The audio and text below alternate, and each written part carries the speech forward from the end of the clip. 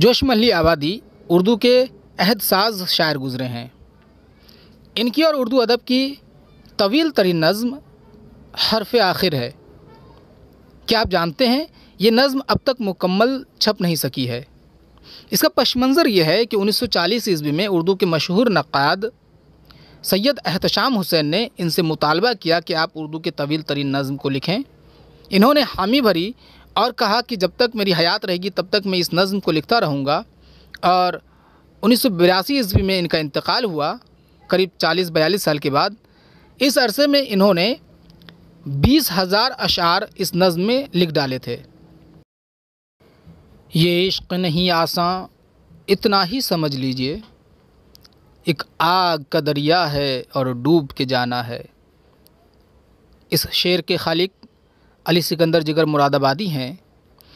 جگر عورتوں کی شاعری کرنے کے شدید مخالف تھے۔ ان کا کہنا تھا کہ عورت خود شاعری ہے اور شاعری کا شاعری کرنا کوئی بات نہیں ہوئی۔